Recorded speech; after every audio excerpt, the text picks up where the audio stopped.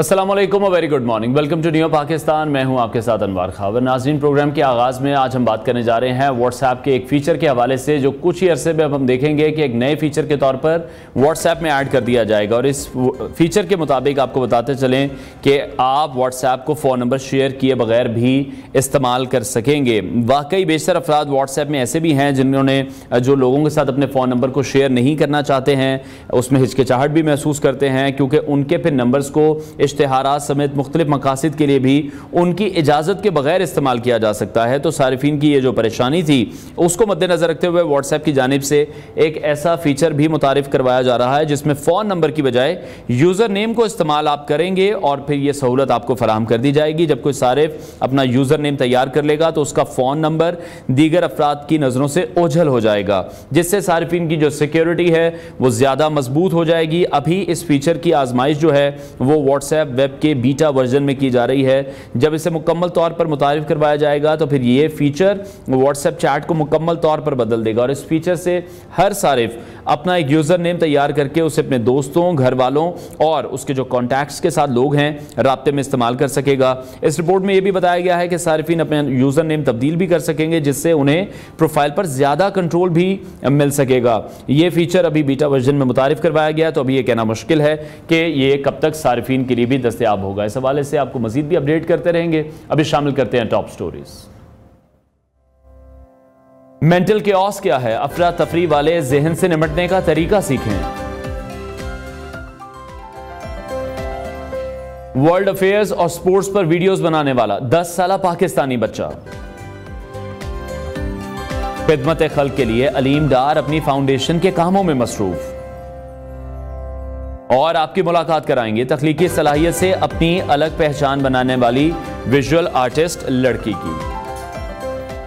سب سے پہلے ہم بات کرنے جا رہے ہیں اور آپ کی ملاقات کروانے جا رہے ہیں ایک ایسی شخصیت سے جو کہ پاکستان کا فخر ہے، کرکٹ کے میدانوں میں پاکستان کی پہچان ہے، اور پاکستان میں کوئی بھی کرکٹ فین ایسا نہیں ہوگا جو ان کے نام سے شناسا نہیں ہے یا ان سے واقف نہیں ہے۔ اب خدمت خلق کے لیے بھی علیم ڈار فاؤنڈیشن کی صورت میں یہ نام سامنے آ رہا ہے۔ علیم ڈار صاحب ہمارے ساتھ اسٹوڈیوز میں موجود ہیں، آج ہم آپ کی ان سے ملاقات بھی کروانے جا رہے ہیں۔ علیم ڈار فاؤنڈیشن ایک بین الاقوامی چیریٹی آرگنائزیشن ہے جو کہ تھیلیسیمیا جیسے موذی مرض میں مبتلا مریضوں کے لیے کام کر رہی ہے۔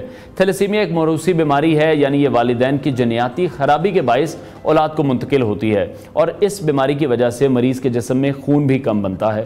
مرض کی شدت کے اعتبار سے تھیلیسیمیا کی 3 اقسام ہیں۔ شدید ترین قسم کی بات کریں تو اسے تھیلیسیمیا میجر کہا جاتا ہے، اور سب سے کم شدت والی قسم کو تھیلیسیمیا مائنر کہا جاتا ہے۔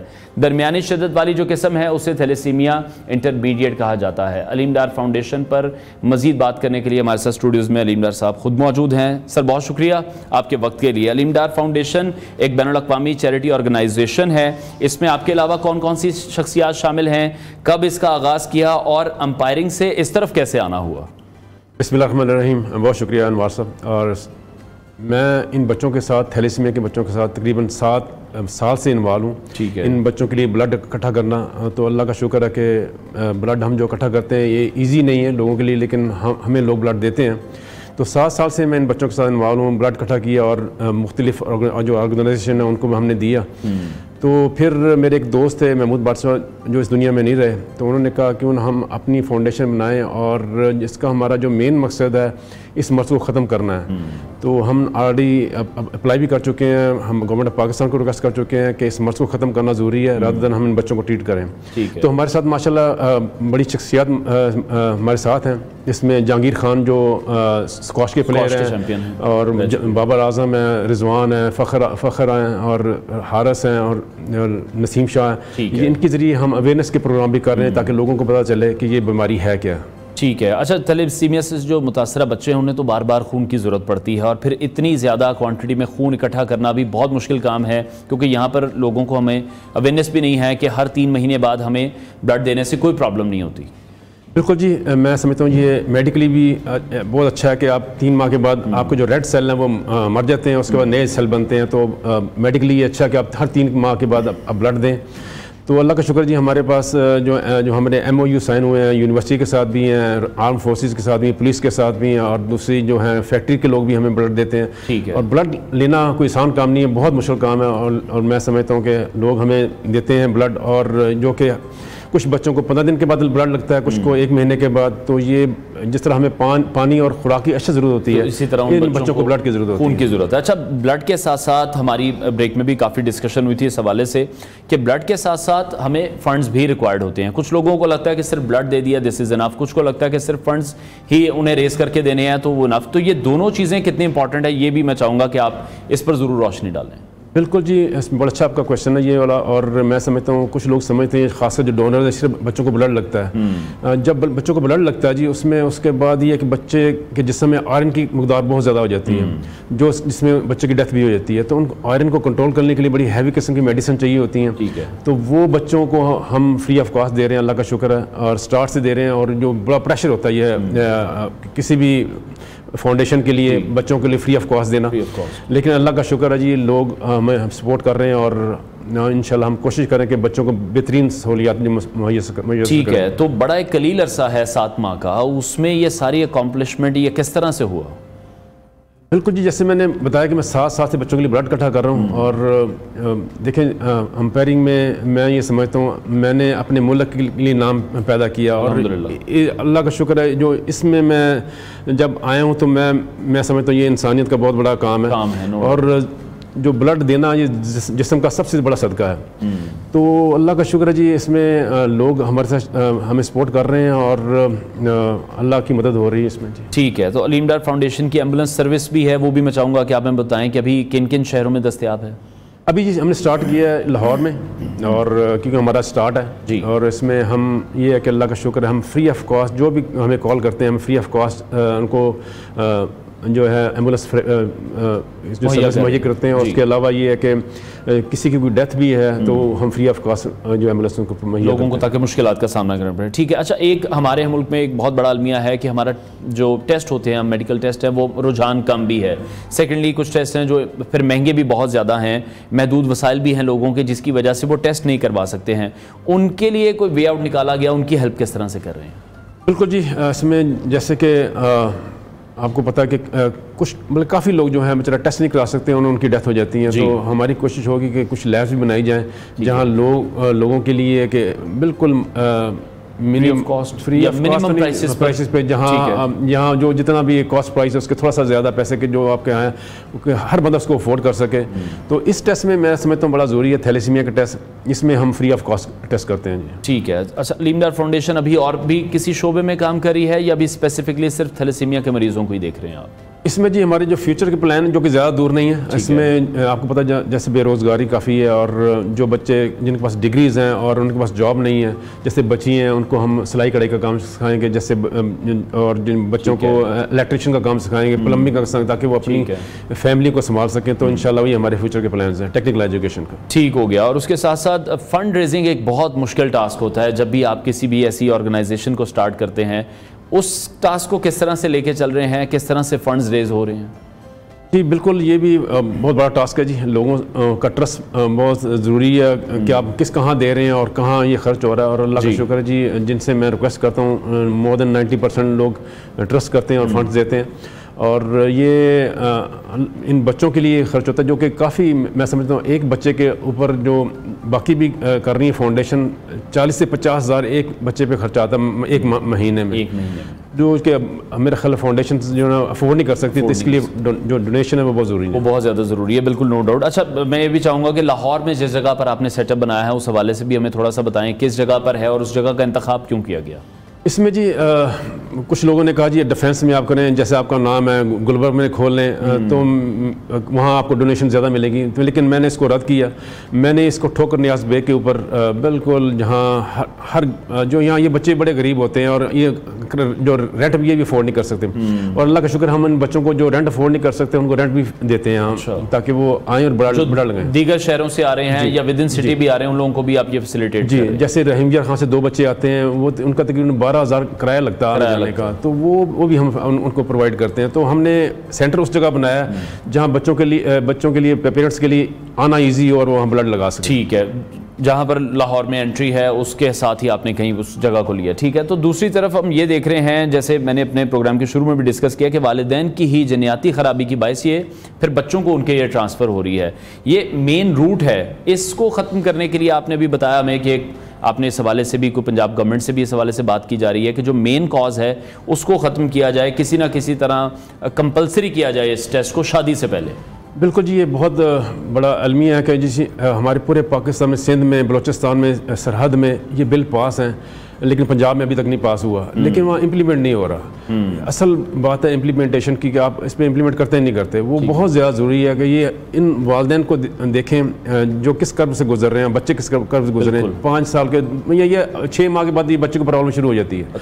تو وہ یہ ہے کہ ہماری آلریڈی ریکویسٹ کی ہوئی ہم نے گورنمنٹ آف پنجاب سے کہ اس جو ہے مرض کو ختم کرنے کے لیے ہمارا ساتھ دیں, بلکہ ہماری ساری فاؤنڈیشن ان کا ساتھ دیں, اور شادی سے پہلے, نکاح سے پہلے یہ ٹیسٹ کو کمپلسری قرار دیا جائے تاکہ اس مرض کو ختم کیا جا سکے. ٹھیک ہے, یعنی کہ جو نکاح نامہ ہے پھر اس میں کوئی ایسا کلاز ایڈ کیا جائے کہ پراپر اس کی جو ویریفیکیشن ہے یا جو بھی اس کی ڈاکومنٹیشن ہے وہ پراپر طریقے سے ہو, تاکہ جڑ سے ہی اس کو پھر ختم کرنے کی کوشش تو ہونی چاہیے. بالکل ایسا جی, نکاح سے پہلے اس وقت آپ کا نکاح نہیں ہو سکتا جب تک یہ ٹیسٹ لے کے نہیں آئیں گے. تو میری گورنمنٹ آف پاکستان سے ریکویسٹ ہے, جس طرح ڈینگی میں ان کا بہت اچھا کردار رہا ہے اور کووڈ میں بھی بڑا اچھا کردار رہا ہے ان کا, اور اس میں یہ ڈینگی کا ٹیسٹ 80 روپے کا انہوں نے کر دیا تھا. میری ان سے ریکویسٹ ہے کہ یہ اتنا کاسٹ پرائس ہو تاکہ ہر بندہ اس کو افورڈ کر سکے, تو یہ بہت زیادہ ضروری ہے. ٹھیک ہے. اچھا, جس طرح سے اب ایک بین الاقوامی چیریٹی آرگنائزیشن آپ چلا رہے ہیں, ود ان 7 منتھ بڑی اچھی پروگریس بھی جاری ہے, کن کن مشکلات کا بھی کچھ سامنا کرنا پڑا کہیں بیچ میں؟ دیکھیں جی, اس میں سب سے بڑی مشکل آئی تھی میرے جو دوست محمود بٹ صاحب جو اس دنیا میں نہیں رہے, وہ ان کی وجہ سے میں تھیلیسیمیا میں آیا. ان کی ڈیتھ ہو گئی, اللہ کو پیارے ہو گئے, ان کا بہت بڑا لاس ہوا. لیکن یہ کہ ان کی دعاؤں کی وجہ سے اور ہم اس کو لے کے چل رہے ہیں. ود ان 7 منتھ ہماری ٹیم کی بڑی ایفرٹ ہے جی, جو ہمارے ساتھ میڈیکل سٹاف ہے, جتنے بھی ہمارے ساتھ سٹاف ہیں, ان کی ایفرٹ ہے جی, اور بڑے ایسے کام کر رہے ہیں جیسے وہ بچوں کی خدمت کر رہے ہیں. تو میں سمجھتا ہوں یہ اللہ کی طرف سے مہربانی کہ ود ان 7 منتھ بچوں کو بلڈ لگنا شروع ہو گیا, اور یہ بہت بڑی اچیومنٹ ہے ہماری ٹیم کی. ٹھیک ہے ڈاکٹر صاحب, میں یہ بھی چاہوں گا کہ ان فیوچر کے جو پلانز ہیں وہ بھی تھوڑا آپ ہمارے ساتھ شیئر کریں کہ اس کو مزید کس طرح سے ایکسٹینڈ کیا جائے گا. بالکل جی, اس میں مولانا طارق جمیل صاحب کے بیٹے یوسف جمیل صاحب ہمارے پاس آئے. ان کو بالکل پتہ نہیں تھا کہ یہ تھیلیسیمیا ہے کیا. پھر ان کو پتہ چلا, یہ ہے جب پتہ چلا کہ ہمارے بچے بھی ادھر آتے ہیں لاہور میں بلڈ لگانے کے لیے. میاں چنوں میں کافی بچے ہیں یہاں, تو وہ یہ اس ایریا میں کافی بچے ہیں جو تھیلیسیمیا کے مریض جو یہاں آتے ہیں, وہاں سینٹر نہیں ہے. تو انہوں نے ہمیں کہا جی ہمیں آپ کو فری آف کاسٹ جو اپنی جگہ دیں گے, آپ ہمیں وہاں لیب بنائیں اور اپنا سینٹر بنائیں. تو نیکسٹ ہمارا جو سینٹر ہوگا انشاءاللہ تلمبا میں ہوگا. ٹھیک ہے. اور گورنمنٹ آف پنجاب یا گورنمنٹ آف پاکستان کسی طرح کی کوئی ہیلپ آپ ان سے لے رہے ہوں, یا کوئی اپیل اگر آپ کرنا چاہتے ہوں, کیونکہ آبویسلی یہ پلیٹ فارم ہے جس پر یہ چیزیں ہم اسی لیے ڈسکس کر رہے ہیں کہ اس کو کام کو مزید بہتر طریقے سے کر لیا جائے. بالکل, جس میں سب سے بڑی سپورٹ یہی ہوگی کہ جو جہاں جہاں یہ بل پاس ہوئے ہیں وہاں امپلیمنٹ ہونا چاہیے, اور گورنمنٹ آف پنجاب سے جہاں کہ یہ بل پاس نہیں ہوا یہ بل کو پاس کریں. اور یہ جتنی بھی این جی اوز ہیں, میرا خیال اس میں مین تو گورنمنٹ کو کرنا چاہیے, اور جو لوگ چلا رہے ہیں تو ان کی میرا خیال سپورٹ ہونی چاہیے, فائنینشیل سپورٹ بھی ہونی چاہیے. ٹھیک ہے, بہت شکریہ علیم ڈار صاحب ہمارے ساتھ ان کانورسیشن تھے. ناظرین, ایک بڑا ہی زبردست کاز ہے جس کو وہ لے کر چل رہے ہیں, اور ہم سب کو اس کاز کو سپورٹ کرنے کی بھی ضرورت ہے, کیونکہ بہت سے ایسے بچے ہیں جو ہمارے انتظار میں ہیں کہ کب ہم خون عطیہ کریں گے, کب ہم فنڈ ریز کر کے ان کے لیے پہنچائیں گے, کیونکہ بہت سی ایسی ادویات بھی ہیں جو کہ بہت مہنگی ہیں, جو کہ اس پروسیس کے دوران ہی ان بچوں کو بھی چاہیے ہوتی ہیں. بریک لیتے ہیں, بریک کے بعد آپ کو دوبارہ جوائن کریں گے.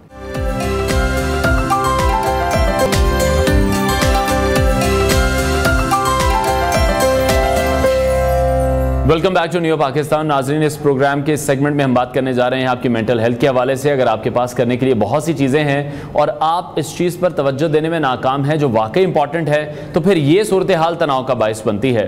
تھوڑا سا تناؤ رکھنے میں تو کوئی حرج نہیں ہے, کیونکہ یہ سٹریس آپ کو چیلنجز اور اہم چیزوں کے لیے بھی تیار کرتا ہے, اور یہ ایسی چیز نہیں ہے جس سے آپ چھٹکارا پا سکتے ہیں. لیکن افراتفری والے ذہن سے نمٹنے کا طریقہ سیکھنا آپ کو بہتر فیصلے کرنے اور حال میں جینے میں مدد کرتا ہے. ہم بات کر رہے ہیں مینٹل کیوس, کیا کامیابی کے لیے یہ ضروری ہے اور آخر یہ ہے کیا. اسی حوالے سے مزید بات کریں گے. ماہر نفسیات ڈاکٹر وجیہہ ظفر نے ہمیں جوائن کیا ہے. ڈاکٹر صاحبہ, بہت شکریہ آپ کے وقت کے لیے. بے چینی اور مینٹل کیوس جسے ہم ذہن کی افراتفری بھی کہہ سکتے ہیں, یعنی کہ بہت ساری چیزیں ہیں جو کہ ہمارے ذہن میں چل رہی ہیں, یہ کیا ایک ہی چیز کے دو نام ہیں؟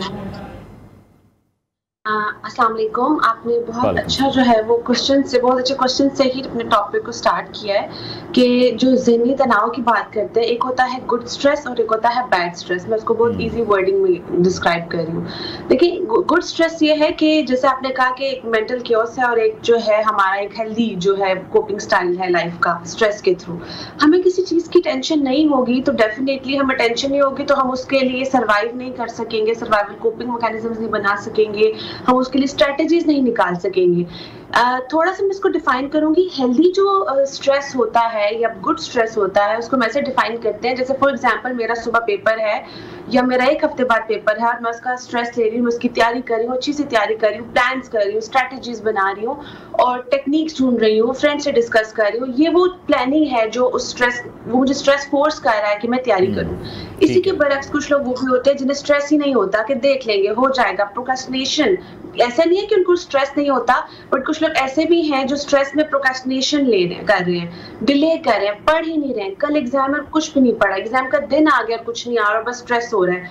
ये बैड स्ट्रेस होता है जिसमें आप कोई मैनेजमेंट नहीं कर रहे, कोई स्ट्रेटजीज नहीं बना रहे, बस आप स्ट्रेस ले रहे हैं। इसमें long term, short term, acute, chronic, बहुत सारी टाइप्स होती हैं। बट यहाँ मैं एक चीज ऐड करूंगी कि सादा से अल्फाज में कि अगर आपको लगे कि आपका स्ट्रेस आपकी जिस्मानी हालत को, आपकी ज़हनी कैफियत को, आपकी डेली लाइफ को खराब कर रहा है तो वो आपका बैड लेवल का स्ट्रेस है। ठीक है। अच्छा, लेकिन फिर बहुत से लोग हैं वो ये जज नहीं कर पा रहे होते हैं कि ये जो गुड स्ट्रेस जिसे आप कह रही हैं वो भी हमारी कामयाबी के लिए बहुत ज्यादा इंपॉर्टेंट है। जितने भी लोग हैं जिन्होंने कामयाबी हासिल की है वो अपने गुड स्ट्रेस को मैनेज करने की वजह से ली है, राइट? क्योंकि अगर स्ट्रेस ना हो, जैसे फॉर एग्जांपल हम पेन का थ्रेशोल्ड कहते हैं, हमें पेन होता है तो हम उस पेन की हीलिंग की तरफ जाते हैं। हमें पेन का थ्रेशोल्ड ना मिले, स्टिमुलस ना मिले तो हम डेफिनेटली उसको ठीक नहीं करेंगे। इसी तरह से स्ट्रेस बिल्कुल ऐसा ही है, जब तक हमें स्ट्रेस नहीं होगा हमें चीजों की इंपॉर्टेंस का पता नहीं चलेगा। कुछ जैसे हम पार्टनर्स की बात करते हैं, कुछ पार्टनर्स ऐसे होते हैं जो फादर भी बन गए हैं, शादी भी होगी, लेकिन वो बिल्कुल भी वो पार्टनर्स अपने घर में रिस्पॉन्सिबिलिटीज नहीं ले रहे क्योंकि स्ट्रेस नहीं हो रहा, उनको टेंशन नहीं हो रही कि कैसे लेके चलना है, देयर लाइक के हो जाएगा। एक और चीज मैं ऐड करूंगी, कुछ लोग थोड़ा सा ये क्रिटिकल भी हो जाएगा, बट कुछ लोग ऐसे भी होते हैं जो मेहनत नहीं करते बट फेथ पे छोड़ देते हैं, लक पे छोड़ देते हैं, ठीक है, राइट? ये भी हेल्दी उसमें आता है कि हेल्दी नहीं है, दिस इज नॉट हेल्दी कि आप कोई चीज कर ही नहीं रही और आप कह रहे हैं कि अल्लाह मालिक है, अल्लाह पाक कर देंगे या हो जाएगा या गॉड कर देगा या फला बंदा कर देगा। डिपेंडेंसी आ जाती है या एक ऐसी होप आ जाती है जो कनेक्ट नहीं कर रही होती है आपकी मैनेजमेंट के साथ। तो यहाँ मैं एक चीज ऐड करूंगी कि कुछ लोग जो हैं अपने हेल्दी स्ट्रेस को समझ नहीं पा रहे होते, वो समझ रहे होते हैं कि स्ट्रेस लेना ही नहीं है और हमें इससे बाहर कैसे आना है। स्ट्रेस से बाहर आने की जो जद्दोजहद होती है ना, वो आपको कामयाबी की तरफ लेके जाती है। ठीक है, तो उसको डील करना भी जाहिर बात है फिर आना चाहिए। अच्छा, जैसे हमारे ज़हन में बहुत सारी ऐसी चीज़ें भी चल रही होती हैं और फिर हम देखते हैं कि हम आउट ऑफ फोकस भी हो जाते हैं उन चीज़ों से, हम वो चीज़ें नहीं कर पा रहे होते हैं। ऐसी सिचुएशन में फिर आप क्या गाइड करती हैं, क्या करना चाहिए? Yes, this is very important क्योंकि क्लाइंट से कंप्लेन लेके आते हैं हमारे पास और मैं हमेशा इसमें ये चीज ऐड करती हूँ कि अपनी लाइफ में चीजों को प्रायोरिटाइज करें। देखिए, इंसानी दिमाग है ना, हर वक्त चलता रहता है और अगर आप ओवर सेंसिटिव हैं, ओवर थिंकर हैं तो आपका दिमाग शायद ही बंद हो, शायद सोते हुए भी चल रहा हो। तो चीजों को आप प्रायोरिटाइज करें। आप ये देखें कि आपकी लाइफ में इंपॉर्टेंट क्या है और हमेशा अपने आप से एक सवाल करें कि मैं जिस चीज का स्ट्रेस ले रहा हूँ क्या उसका कोई रिजल्ट भी है, क्या उसका कोई आउटकम भी है या वो कोई माजी से जुड़ी हुई चीज है या फ्यूचर से जुड़ी हुई चीज है। अगर आप किसी ऐसी चीज का स्ट्रेस ले रहे हैं जो आपके माजी से जुड़ी है तो आप डिप्रेशन में चले जाएंगे, और ऐसी चीज का स्ट्रेस ले रहे हैं जिसका आपका प्रेजेंट से कोई ताल्लुक ही नहीं है, जो दूर दूर तक शायद आपके फ्यूचर से रिलेट करे, वो आपके अंदर एंजाइटी क्रिएट करेगी। सो आप दोनों देखें, एक्चुअली स्ट्रेस क्या है, आपको माइंडफुल रहना है, आपको देखना है कि प्रेजेंट सिचुएशन की क्या रिक्वायरमेंट है और मेरी लाइफ में प्रायोरिटी क्या है। फॉर एग्जाम्पल, अभी बच्चे की फीस देनी और आप ये सोच रहे हैं, माइंड में ये स्ट्रेस ले रहे हैं कि मेरे बाप ने मुझे सही नहीं पढ़ाया, या बैक ऑफ द माइंड को पुराना स्ट्रेस लेके चल रहे हैं, बैगेज लेके चल रहे हैं, ट्रॉमा लेके चल रहे हैं। वो थॉट आपको उस बच्चे की जो प्रेजेंट सिचुएशन है उसको मैनेज नहीं करने देगी। ठीक है। अच्छा डॉक्टर साहिबा, जिस तरह से आपने भी ये कहा कि सोते हुए भी फिर कुछ लोग ऐसे हैं जिनका दिमाग काम कर रहा होता है, कुछ ना कुछ आइडियाज़ या किसी ना किसी चीज़ पर उनका जहन चल रहा होता है, ये सिचुएशन ठीक है या ये सिचुएशन गलत है? یس کریٹو مائنڈ جو ہوتے ہیں وہ یوزلی ان کی جو سلیپ سائیکل ہے وہ بہت ڈسٹرب ہوتا ہے. یہاں میں ایک چیز ایڈ کرنا چاہوں گی, زیادہ تر ہم دیکھیں مینٹل ہیلتھ پرابلمس کریٹو لوگوں میں آتے ہیں. کیوں آتے ہیں؟ پرسنالٹی ڈس آرڈرز دیکھے گئے ہیں جو بہت کریٹو اور اوور تھنکر ہوتے ہیں. ایک ٹائم کے بعد ان کا برین ڈیمیج ہونے لگتا ہے. ہمیں لگتا ہے کہ ہمیں تو فائدے مل رہے ہیں, ہم رات کو خیال آ رہا ہے, رات جیسے میں ایک اور پروگرام میں بات کری تھی کہ ہم رات کو جو ہے پڑھتے ہیں یا رات کو ہم پلاننگ کرتے ہیں, ہمارا برین اس سے ڈیمیج ہونا شروع ہو جاتا ہے. ایک ٹائم کے بعد وہ ڈیمیج کیا ہوتا ہے, ہمارا فوکس نہیں ہوتا, ہم فرسٹریشن کا شکار ہوتے ہیں, بے چینی آنا شروع ہوتی ہے, ہارٹ پرابلمز ہو جاتی ہیں, بی پی کے ایشوز ہو جاتے ہیں. سلیپ سائیکل جو ہے ہمیں اس کی امپورٹنس کو سمجھنا ہے. چاہے کتنے ہی آپ کریٹو ہو, رات کے ٹائم اگر آپ کو آئیڈیاز آ بھی رہے ہیں تو آپ ان کو ایک پیپر پہ لکھ کے صبح اس کو جو ہے پراپر چینلائز کریں تھاٹس کو. لیکن اگر آپ رات کو ہی بیٹھ جائیں گے اور آپ نے پورا دن آلریڈی ہیکٹک گزارا ہے تو آپ کا جو مائنڈ ہے نا ان آئیڈیاز کو لے تو لے گا, لیکن ایک ٹائم کے بعد نا وہ آئیڈیاز تو آتے رہیں گے, آپ ایگزیکیوٹ نہیں کر پائیں گے, آپ فوکس نہیں کر پائیں گے. اور پرسنالٹی جو ایشوز ہیں میں ان کی بات کروں تو ایسے لوگ اچھے پیرنٹ نہیں بن پاتے ہیں کیونکہ وہ اپنے بچوں کے ساتھ کنیکٹ نہیں کر پاتے, وہ اپنی تھاٹس میں رہتے ہیں, وہ اپنی کریٹیوٹی میں رہتے ہیں. تو آپ ورلڈ سے کنیکٹ نہیں کر پاتے کیونکہ آپ کی تھاٹس میں بہت زیادہ انوالو ہو جاتے ہیں. اوبویسلی کچھ طرح کے پھر جو ذہنی دباؤ ہیں وہ ٹھیک بھی ہوتے ہیں, جیسے آپ کو کچھ کرنے کی بھی لگن پیدا ہوتی ہے, لیکن صرف ایک سچویشن میں چاہ رہا ہوں آپ ہمیں کلیئر کر دیں کہ کب یہ ہمارے لیے خطرناک ہونا شروع ہو جاتا ہے, ہم اس میں ڈیفرینشیٹ کس طرح سے کر سکتے ہیں کہ اب یہ ہمارے لیے ٹھیک نہیں ہے. یس جیسے میں نے اگزامپل دی کہ اگر آپ کی ڈیلی لائف ڈسٹرب ہو رہی ہے, دیکھیں اکثر ہم انسان ہے نا اسٹریس کا شکار ہوتے ہیں, ہمیں پاسٹ کا بھی بیگیج ہوتا ہے, فیوچر کی بھی فیئرز ہوتے ہیں, اٹس نارمل. لیکن اگر آپ کو لگے کہ آپ کی ڈیلی لائف ڈسٹرب ہو رہی ہے, آپ کی فیملی لائف ڈسٹرب ہو رہی ہے, آپ کی ورک لائف ڈسٹرب ہو رہی ہے, آپ کو نیند نہیں آ رہی, بھوک نہیں لگ رہی, یہ بیسک ہے. اکثر لوگ میرے پاس یہ کمپلین بھی لے کے آتے ہیں کہ ہمیں فزیکل سمٹمز آ رہے ہیں, وہ ڈاکٹر کے پاس جاتے ہیں, ڈاکٹر ان کو سائیکالوجسٹ کے ریفر کرتے ہیں. یہ بہت بڑا سائن ہے کہ اب وہ اسٹریس آپ کی باڈی پہ آ چکا ہے, آپ کو ہارٹ پرابلم ہو رہے ہیں, آپ کے کندھے بڑے کھچے ہوئے رہتے ہیں. اس کے علاوہ ایک بہت بڑی علامت ہے آپ تھکے ہوئے رہتے ہیں, آپ کا کچھ کرنے کو دل نہیں کرتا حالانکہ آپ اپنے پسندیدہ کام کر رہے ہوتے ہیں. تو میں یہ چیز ایڈ کروں گی کہ اگر آپ کو لگے کہ آپ اپنی زندگی سے تنگ آنا شروع ہو گئے ہیں اور یہ پیریڈ 3 سے 6 مہینے کی ڈیوریشن میں مسلسل آ رہا ہے, فریکوینٹلی آ رہا ہے, ڈیوریشن بہت امپورٹنٹ ہے, ڈیوریشن انٹینسٹی کو دیکھیں تو پھر اس کا مطلب ہے کہ آپ جو بیڈ اسٹریس ہے اس کا شکار ہو چکے ہیں. ٹھیک ہے, بہت شکریہ ماہر نفسیات ڈاکٹر وجیہہ ظفر صاحبہ ہمارے ساتھ ان کانورسیشن تھی. ناظرین بریک لیتے ہیں.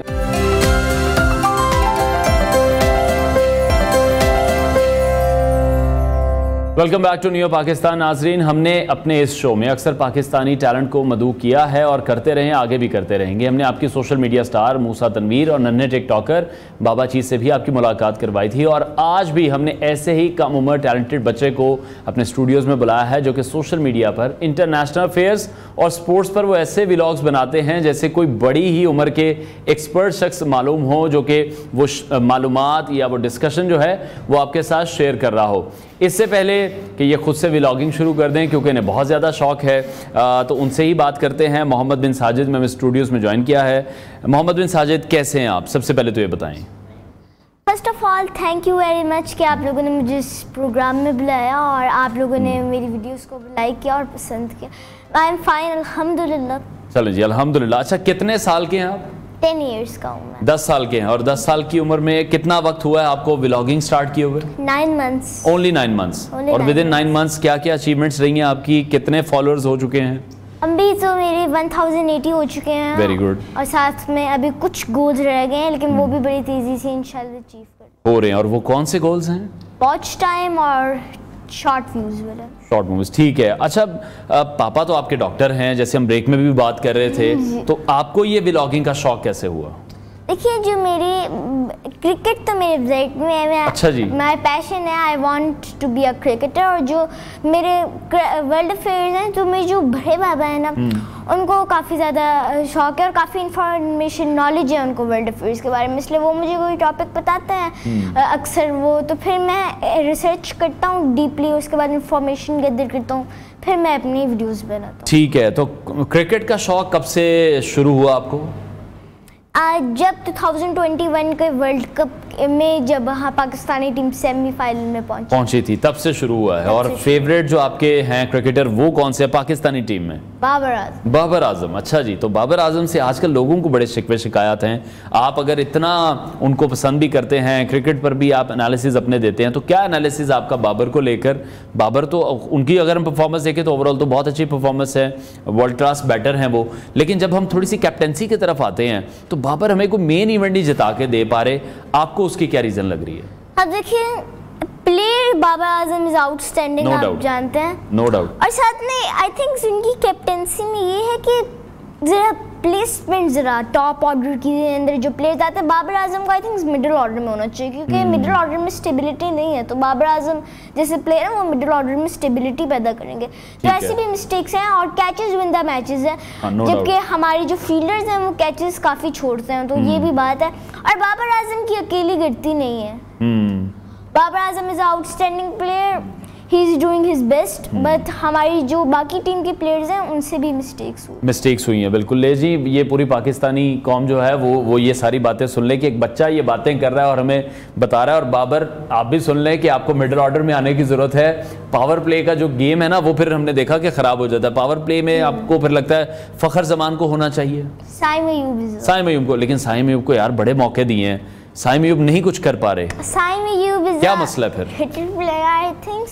साइम अयूब जो है अभी नए हैं, तो आई थिंक उनको जरा थोड़ा चांस और देने चाहिए। ठीक है, अच्छा आपके व्लॉग को भी डिस्कस कर लेते हैं, क्रिकेट को तो हम कर ही रहे हैं, उसकी तैयारी किस तरह से करते हैं? प्रॉपर रिसर्च कर रहे हैं, कैसे करते हैं? या फिर जैसे दूसरे लोग हैं आजकल हमने देखा बड़ा कंटेंट, थोड़ा सा लो एफर्ट कंटेंट है लोगों का, उनकी अपनी मर्जी है, उनका अपना कंसेंट है, फैमिलीज के साथ जो व्लॉगिंग हो रही है, या बस कैमरा ऑन किया मैं यहाँ हूँ मैं ये कर रहा हूँ। आपका जो कंटेंट है वो बड़ा रिसर्च बेस्ड है। जी, मैं रिसर्च करता हूँ, प्रॉपर इंफॉर्मेशन गैदर करता हूँ, और फिर मैं व्लॉग बनाता हूँ। ऐवे नहीं बनाता, ऐवे नहीं कि कुछ भी कह दूं और बस व्यूज आ जाएं, उसमें कोई भी बात ऑथेंटिसिटी ना हो, क्योंकि अगर कोई बात गलत भी हो जाए तो आप देखें गलत नहीं होनी चाहिए, वरना इससे लोग मिसगाइड होते हैं। वेरी गुड, ये बड़ी अच्छी आपकी सोच है, और मेरा ख्याल है जो बाकी भी हैं व्लॉगर्स उन्हें भी इस हवाले से सोचना चाहिए, सर्च करके प्रॉपर लोगों को इन्फॉर्मेशन पहुंचानी चाहिए, अच्छी इन्फॉर्मेशन पहुंचानी चाहिए। अच्छा, इंटरनेशनल अफेयर्स का सुन के मैं थोड़ा सा ज़रा हैरान हुआ हूँ कि ये कैसे पॉसिबल है, हम लोग इंटरनेशनल अफेयर्स को उस तरह से नहीं देख पा रहे जिस तरह से आप देख रहे हैं, उसकी क्या वजह है? चलें, क्रिकेट तो समझ आता है बच्चों को, अगर किसी खेल का शौक है, किसी प्लेयर के साथ उन्हें प्यार हो गया है तो वो फिर क्रिकेट की नो हाउ रखते हैं, but how come international affairs? International affairs मुझे इसलिए पसंद है क्योंकि मुझे उनको सुन के भी मज़ा आता है, लोगों के भी नॉलेज में इजाफा होता है, आपके भी नॉलेज में इजाफा होगा, और साथ में इंटरनेशनल अफेयर्स से आप लोग कुछ डिस्कवरी कर रहे हो और आपको मज़ा भी आता है सुनने में, और आप लोगों को गाइड भी कर रहे हो उसके बाद। ठीक है, तो आजकल जो हॉट इंटरनेशनल अफेयर्स हैं, टॉपिक्स हैं, वो क्या क्या चल रहे हैं फिर बताएं जरा हमें। देखिए, जो ट्रम्प है, डोनाल्ड ट्रम्प, वो यूएसए के जो प्रेसिडेंट रह चुके हैं, उनके पास ईयर के पास से बुलेट जो है लग के गई है, और जो बाइडन हैं उन्होंने इलेक्शन से रिजाइन कर दिया है, वो बस 2 मंथ्स के लिए ही है प्रेसिडेंट। ठीक है, तो फिर ट्रम्प का जो अब कमला हैरिस से अब जो मुकाबला होने जा रहा है, अब आपको क्या लग रहा है पलड़ा फिर किसका भारी है? डोनाल्ड ट्रम्प का। और उसकी कोई स्पेसिफिक रीजन आपको लग रही है वहां पे? क्योंकि पोल्स जो वहां पर हो रही हैं, पोल्स हो रहे हैं, उसमें डोनाल्ड ट्रम्प थोड़े से भी पीछे में दिखाई दे रहे हैं। I think Donald Trump is a great option for America because उन्होंने खुद को भी काफ़ी चेंज किया है, और जैसे दिखाई दे रहे हैं वो अमेरिका के साथ काफ़ी ज़्यादा सिंसियर लग रहे हैं। ठीक है, अच्छा, तो व्लॉगिंग में तो मैं फिर मुझे लग रहा है कि आप बहुत अच्छे होंगे, जितनी आप रिसर्च कर रहे हैं, जिस तरह से आप ये कह रहे हैं कि आप भी वेल इन्फॉर्म्ड हो, और फिर जो आपके व्यूवर्स हैं उनको भी एक अच्छी इन्फॉर्मेशन और ऑथेंटिक इन्फॉर्मेशन मिले। पढ़ाई में कैसे हैं? पढ़ाई में भी काफ़ी अच्छा हूँ। ये तो आप कह रहे हैं, रिजल्ट्स क्या कहते हैं? नहीं, रिजल्ट्स में भी काफ़ी अच्छा हूँ। जो मुझे फ्री टाइम मिलता है उसके अंदर मैं ये करता हूँ, या फिर ये वीकेंड्स में मैं अपनी व्लॉगिंग, मतलब उसको इतना सवार नहीं किया हुआ आपने कि हर टाइम व्लॉगिंग। ऑब्वियसली पढ़ाई is more important. Yes, first is ठीक है, और इसके अलावा पढ़ाई के अलावा कोई स्पोर्ट्स, कोई क्रिकेट का शौक है मुझे। क्रिकेट का शौक खेलने का भी है या सिर्फ देखने का और उसमें तज्जिए देने का? तीनों का है। तो बैटर हैं, बॉलर हैं, अच्छे फील्डर हैं, ऑलराउंडर हैं। Very good. Fast bowler, spinner, right hand, left hand, fast bowler, ज़बरदस्त। तो कोई मैचेस ऐसे खेले हों स्कूल की तरफ से जिसमें ट्रॉफी जीती हो? स्कूल की तरफ से मैं वॉइस कैप्टन हूँ। वॉइस कैप्टन है, ज़बरदस्त, मतलब काफ़ी अच्छी परफॉर्मेंस है। कीपिंग तो नहीं कर रहे? नहीं, अभी नहीं कर रहे, ठीक है। अच्छा, क्लास फेलोज जो टीचर्स हैं, क्योंकि बहुत कम लोग हैं फिर जो सोशल मीडिया पर फिर वायरल हो जाते हैं या फेमस हो जाते हैं, तो फिर आपके जो क्लास फेलोज हैं वो बहुत ज़्यादा इन्फ्लुएंस आपसे रहते हैं कि हमारा जो दोस्त है वो तो बड़ा फेमस है। जो टीचर्स हैं वो फिर किस तरह से ट्रीट करते हैं, या फिर वो जो डांट टीचरों की चलती है वो वैसी ही चलती है? ये टीचर्स भी मुझे अप्रिशिएट करते हैं कि आपका इतना अच्छा चैनल, कि मैं अपने स्कूल में ऑलमोस्ट एक ही यूट्यूबर हूँ। एक ही हैं? अच्छा, ठीक है। तो आपको क्या लग रहा है कि ये जो व्लॉगिंग का ट्रेंड है ये जो पाकिस्तानी बच्चों में है, फिर वही बात आ जाती है कि कंटेंट थोड़ा सा उनका डिफरेंट है, ये राइज होना चाहिए? क्योंकि इंटरनेशनल भी जब हम देखते हैं जहाँ पूरी दुनिया जा रही है वहाँ सबको साथ साथ चलना पड़ता है, कितना इम्पोर्टेंट समझते हैं इसको? अब देखें, जो ऐसे बना लेते हैं तो आप देखें इससे लोग पहली बात गाइड नहीं हो रहे, तो उनको अपने कंटेंट में बेहतरी लानी चाहिए, कुछ डिफरेंट करना चाहिए। ठीक है जी, ये सब सुन लें कि इन्फॉर्मेशन बेस्ड भी थोड़े से काम करें, इस बच्चे से भी सीखें कि आप प्रॉपर उसको प्लान करें, प्रॉपर उस हवाले से रिसर्च भी करें, उस पर काम करें, क्योंकि बहुत से लोग, लाखों लोग आपकी वीडियोस देख रहे हैं, तो उनको कुछ अच्छा मैसेज कन्वे हो, उनकी भी इन्फॉर्मेशन में इजाफा हो, आपके फॉलोअर्स में भी मजीद इजाफा हो। अच्छा, जो आपकी उम्र के बच्चे हैं उन्हें आप कोई पैगाम देना चाहें, कोई टिप देना चाहें, गाइड करना चाहें कि व्लॉगिंग किसी ने अगर स्टार्ट करनी है तो वो इस तरह से स्टार्ट कर सकता है, आपने स्टेप बाय स्टेप जिस तरह से स्टार्ट की हो? अब देखें, उनको चाहिए कि वही आपको मैंने बताया था कि वो कैमरा उठा के सीधा व्लॉगिंग करना शुरू कर देते कि मैं इधर गया हूँ, मैंने अपनी फैमिली दिखा ली, तो ऐसा नहीं करना चाहिए। This is not the right way to become a vlogger. ठीक है, उनको कुछ डिफरेंट करना चाहिए, कुछ डिस्कवरी करनी चाहिए। कितनी प्यारी ये बात है कि सिर्फ अपनी फैमिली ना दिखाएं, सिर्फ वो जगह ना दिखाएं जहां पर आप बैठे हैं, सिर्फ ये ना दिखाएं कि आप क्या खा रहे हैं या किस गाड़ी में आप घूम रहे हैं या किस मुल्क में आप पहुंच चुके हैं। टैलेंट दिखाने की मेरा ख्याल है सबसे ज़्यादा ज़रूरत है, जिसका अमली मुजाहरा मोहम्मद बिन साजिद कर रहे हैं। इसीलिए मुझे आपका जो व्लॉगिंग का स्टाइल, और मैं अब जाकर आपके व्लॉग्स देखा भी करूंगा, और क्योंकि मेरी भी इंफॉर्मेशन में इजाफा होगा। तो अभी फ्यूचर प्लान्स क्या हैं, क्योंकि अभी तो आप बहुत छोटे हैं, अभी तो माशाल्लाह बड़ा एक ब्राइट फ्यूचर है जो आपका इंतज़ार कर रहा है, जितने आप मुझे कैपेबल भी नज़र आ रहे हैं। I think I want to be a cricketer. Okay, ठीक है, अपनी टीम के लिए खेलना चाहती हूं। ठीक है, तो अभी किसी प्रॉपर क्रिकेट एकेडमी में आपका है कोई ऐसा माइंड के वहाँ पे एनरोल हुआ जाए? जो मेरे फादर हैं वो मुझे कह रहे हैं कि या फिर लम्स या फिर कज़ाफ़ी स्टेडियम जो है उसके अंदर अंडर 11 में एडमिशन। अंडर 11 में, ठीक है। तो आपको लग रहा है कि फिर आप मतलब क्रिकेट में आपका जो एक गोल है उसको अचीव करने में कामयाब हो जाएंगे? क्योंकि पाकिस्तानी टीम में देखें आना कोई आसान काम तो है नहीं। लेकिन जो करना चाहता है और जिसके अंदर टैलेंट होता है वो कर लेता है। क्या बात है जी, ये बच्चे का जो कॉन्फिडेंस लेवल है ना, ये कोई अलग ही लेवल पे पहुंचा हुआ है, और जो बहुत अच्छी बात है, मुझे बड़ी मोटिवेशन मिल रही है आपसे बात करके। अच्छा, मैं ये चाहूँगा थोड़ा सा हमें थोड़ा सा कुछ करके दिखाएं कि आप व्लॉगिंग किस तरह से करते हैं, किस तरह से स्टार्ट करते हैं। मैं पहले अपना इंट्रो करता हूँ। तो हेलो गाइस, के हिसाब से भी लोग welcome back to my another video. उसके बाद मैं इन्फॉर्मेशन बताता हूँ या फिर क्रिकेट के बारे में बताता हूँ। आप मुझे बताएं किसके बारे में बताऊँ? ठीक है, आप हमें क्रिकेट के बारे में बता दें। तो जो आजकल क्या चल रहा है, चैंपियंस ट्रॉफी होगी पाकिस्तान? चैंपियंस ट्रॉफी होगी, इंशाल्लाह जरूर होगी, क्योंकि जो इंडिया है वो पहली 2023 की एशिया कप में नहीं है, 2017 की चैंपियंस ट्रॉफी में नहीं है। तो अब जो आईसीसी ने कंफर्म कर दी है ये बात, तो आना तो पड़ेगा फिर इंडिया को, क्योंकि हाइब्रिड मॉडल जो था मोहसिन नकवी ने उससे जो है मना कर दिया, हाइब्रिड मॉडल, क्योंकि एशिया कप भी हुआ था और फिर सारे टूर्नामेंट का मजा खराब हो गया था। मजा खराब हो जाता। ठीक है, श्रीलंका के अंदर जानते हैं कितनी रेनिंग हुई थी सर? जी बिल्कुल, मौसम की वजह से ठीक हो गया। अच्छा, मैं ये चाहता हूँ कि मेरी जो अभी प्रोग्राम की हमने ब्रेक लेनी है ना, वो ब्रेक आप लें अपने व्लॉगिंग स्टाइल में, कैमरे में देखते हुए। हो सकता है ये पॉसिबल है, हम कर सकते हैं ये, ज़बरदस्त। बस फिर हमने ब्रेक पे जाना है। मैं आपका शुक्रिया अदा कर देता हूँ। मोहम्मद बिन साजिद हमारे साथ इन कॉन्वर्सेशन थे। Now it's over to you. तो चलिए ब्रेक करते हैं, ब्रेक के बाद आपसे मिलेंगे। ज़बरदस्त जी, चलें जी, ब्रेक के बाद नाज़रीन आपको दोबारा ज्वाइन करते हैं, हमारे साथ रहिएगा।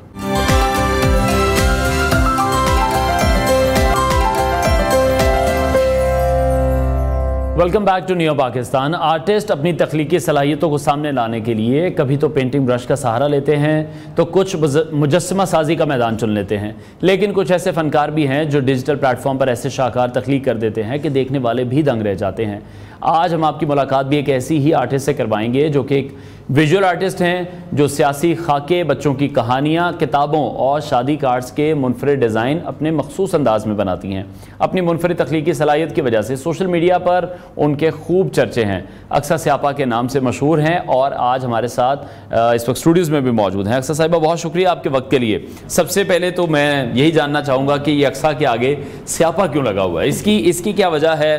باقی کوئی سیاپے ڈالتی ہیں یا پھر یہ کوئی پروجیکٹ بیسڈ کام ہے؟ اچھا، میرے سے سب سے پہلے سوال یہی ہوتا ہے سیاپا کا، لیکن کچھ لوگ پہلے سمجھ جاتے ہیں شاید یہ میرے بالوں کی وجہ سے ٹھیک ہے کہ یہ تم نے اپنے بالوں کو دیکھ کے تو نہیں نام ڈالا، تو پھر مجھے ان کو بتانا پڑتا ہے کہ اصل میں جیسے آپ کی پرسنالٹی ہوتی ہے نا تو لوگ آپ کو اس طرح جج کرنا شروع کر دیتے ہیں۔ تو میری پرسنالٹی تھوڑی ایسی ہے، ہر جگہ شور ڈالنا، باتیں کرنا، چپ نہیں کرنا، جیسے وہ بچے نہیں ہوتے تھے اسکول میں ٹیچر کہتی تھی اس کو تو اٹھاؤ، تو ہاں ٹھیک ہے، تو مجھے کسی نے نام دے دیا کہ تو کی سیاپا پائے رکھنی ہے ہر ٹائم، تو وہ مجھے بڑا کلک کیا، وہ اقصیٰ سیاپا۔ تو پھر ان دنوں میں ایک سوچ ہے، میں کہتی ہوں سیاپا ایک سوچ ہے میری، تو ان دنوں میں ایک پروجیکٹ اپنا لانچ کرنا چاہ رہی تھی جو کہ خواتین کے لیے تھا، تو میں نے کہا کیوں نہ میں اقصیٰ سیاپا سے ہی وہ سٹارٹ کروں، کیونکہ لوگوں کو بڑا ہوتا ہے یہ سیاپا کیا ہے، یہ کچھ لوگ کہتے ہیں یہ برا ورڈ ہے، مطلب کہ سیاپا تو کوئی اچھی چیز نہیں ہوتی، تو یہ اچھا والا سیاپا ہے۔ اچھا والا سیاپا، ٹھیک ہے۔ اچھا، لیکن یہ سیاپا جو ہے یہ کام بڑا تخلیقی پھر کر رہا ہے، تو اس کام پہ بھی اب ڈسکس کر لیتے ہیں۔ شوق کیسے پیدا ہوا؟ یہ شوق وہی جو ایک آرٹسٹ کی عام سٹوری ہوتی ہے کہ بچپن میں کلرز کے ساتھ کھیلتی تھی، دیواریں خراب کرتی تھی گھر کی، تو ایسے ہی میری بھی ایک سٹوری ہے، کیونکہ میں سب بہن بھائیوں میں سب سے چھوٹی تھی، 8 بہن بھائیوں میں، تو اب میرے گھر میں ڈاکٹرز بھی ہیں، انجینئرز بھی ہیں، لائرز بھی ہیں، ٹھیک ہے، تو بس وہ سب بہن بھائیوں نے بچپن میں ہی گھول کے پلانا شروع کر دیا، نہیں یہ تو آرٹسٹ بنے گی، یہ تو آرٹسٹ بنے گی، تو وہ بچپن سے ہی تھا شوق، مائنڈ سیٹ بن جاتا ہے۔ ہاں مائنڈ سیٹ، اور پھر میں بڑا اپنے آپ کو لکی سمجھتی ہوں کہ میں نے اپنا وہ شوق پورا کیا۔ کچھ لوگ ایسے ہوتے ہیں